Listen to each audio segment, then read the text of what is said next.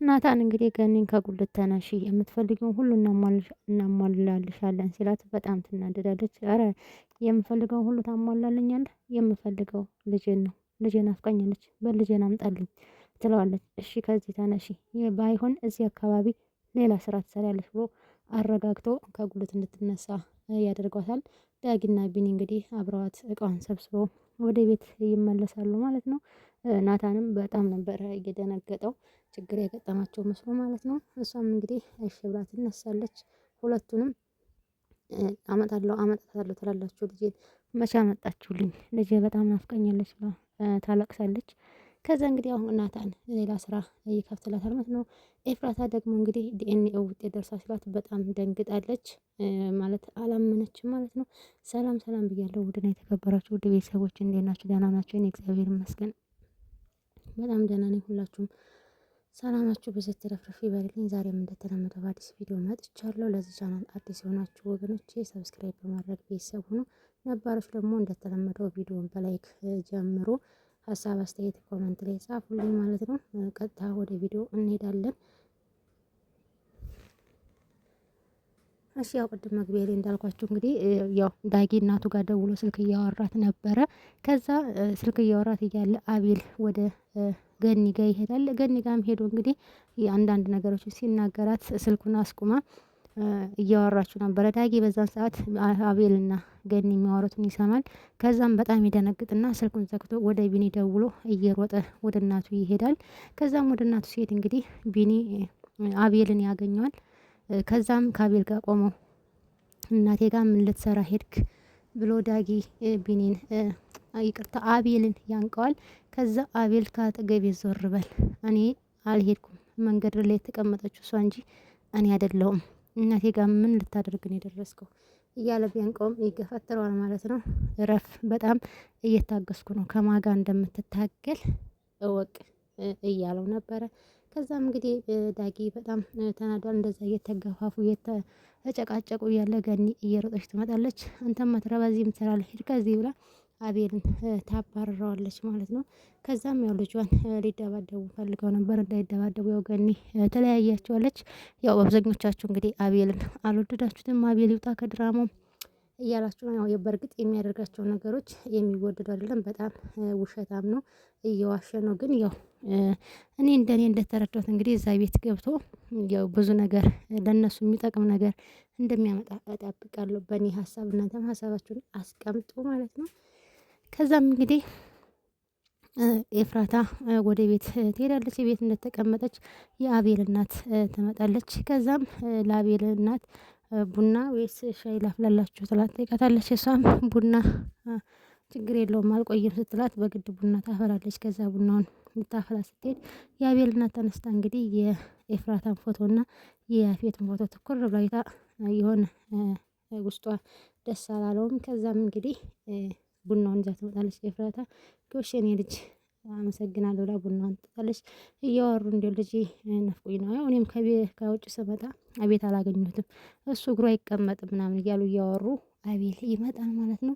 ከዛም እንግዲህ አቤል የአፌት ስራ ሊከፍትለት እንደሆነ ያጎቴ ሚስትም ብቻዋን እንዳትሆን ና ብላኝ ነው ምናምን ብሎ ይዋሻል። እሷም ኤፍራታን በውስጧ ኧረ አቤቱ የስም አይነቱ ጉድ ነው፣ እንዴት ነው የሚዋሸው እያለች በጣም ትገረማለች። ያው እንዳትናገር ደግሞ የያዘው ወጥመድ ውስጥ ስላስገባት ምንም እሱ ከቃላት ውጭ ምንም ነገር ማድረግ አትችልም ማለት ነው።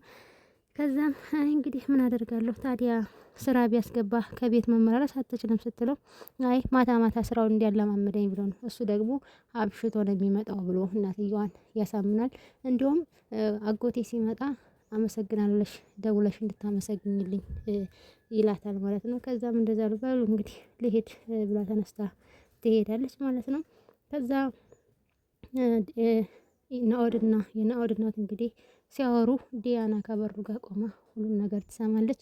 የአባቷ ገዳይ እናቷም እንደሆነች ዲያና ታውቃለች። በዛ ሰዓት በጣም ነው ያዘነችው። ናኦድም እናቱን እንግዲህ አንቺ ደግሞ አፋለኝ ብለሽ ታወሪያለሽ እንዴ? አባቴ ባንቺ ስም የሚጠራ ነው እንዲህ እያለ እናቱን እየወቀሰ ዲያና ሁሉን ነገር ታውቃለች። ዲያና የምታውቀው እንግዲህ አባቷን ወንድሟ እንደገደለ አባቷና እናቷና ወንድሟ የማይግባቡት በዚህ የተነሳ ከሆነ እናትየዋ የእሷን ወንጀል የእሷን ኃጢአት በወንድሟ ላይ ያሳባ ዲያና እንድትወዳት አድርጋ ነበረ። ዲያና አሁን ሁሉን ነገር ስላወቀች ከቤት ወጥታለች። ከዛም እንግዲህ ከቤት ወጥታ ወደ መጠጥ ቤት ሰው ሲከፋው አብዛኛውን ጊዜ መደበቅ የሚያደርገው መጠጥ ነው።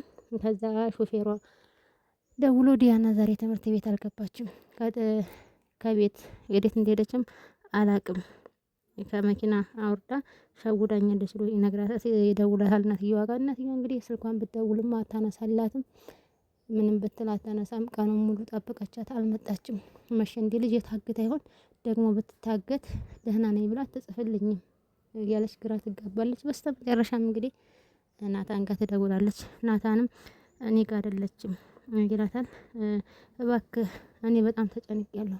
እኔ ለምን አብራችሁ ሆናችሁ ልላለችው አይደለም፣ አንተ ጋር ከሆነች እባክህ ወደ ቤት አምጣልኝ፣ አሁን እየመሸ ነው ትላለች።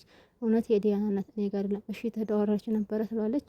እሱም ያው ሊደብቅ ፈልጎ ነበረ፣ ግን አዎ ተደዋውለን ነበር፣ ደህና ነክ ደህና ነሽ ብቻ ነው የተባባልነው ይላታል።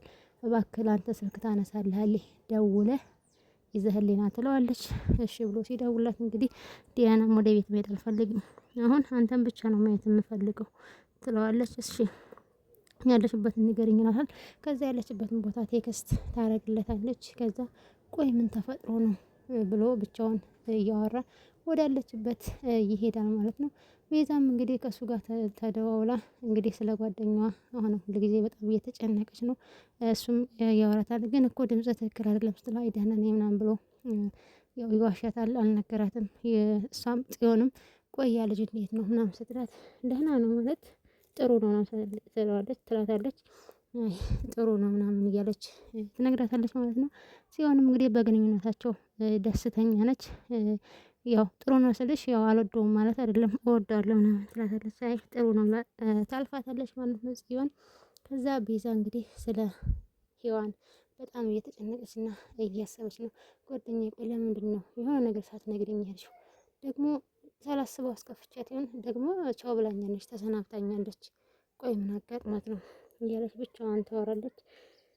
ከዛም እንግዲህ ለያፌት ሉሊት ፎቶ እያነሳች ጺና ቤዛ ይመጡባታል። ከዛም ቆይ እናንተ በሩ የዘጋችሁብኝ እንዳልሰማችሁ ነው? ምን አውርታችሁ ነው የመጣችሁት?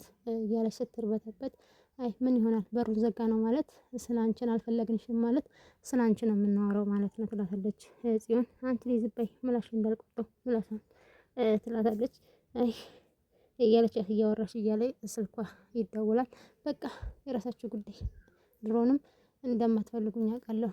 አይ በሩንም የዘጋሁት ቤዛ ሳትሆን እኔ ነኝ እኮ፣ ቤዛ በእኔ ላይ ጨከና እንደማትዘጋብኝ እርግጠኛ ነኝ ትላታለች። ከዛ ስልኳ ሲጮህ አይ ወደ ስራ መሄድ አለብኝ ብላ ትነሳለች። ከዛም አሁን በየምን ስራ ነው አርፈሽ መምታት ታስታምኝ ትላት። ኧረ እናንተ አሞኝ መቼ ዞር ብላችሁ አያችሁ? ለእናንተ በር ከፋችና ቤት ጠባቂ አርጋችሁኝ ቁጭ ነው ያደረጋችሁት። አንድ ቀን እንኳን እንዝናና አላላችሁኝም። አሁንም እንደዛ ልታደርጉኝ ብላ አመነጫጫቸው ትወጣለች። ደግሞ ሄደች። እንግዲህ ደግሞ ምን ልታመጣብን ይሆን ብላ ቤዛ ዝም ትላለች። ምነው አሁንስ ምላሷን በቆረጡት ትላለች ማለት ነው ጽዮን። እሷም እንግዲህ ማን እንደደወላት አይታወቅም፣ ተነስታ ትወጣለች። ከዛም እንግዲህ ወደ ኤፍራታ ያፌት የአቤልነት ደውሎትና እያወራች ቤዛ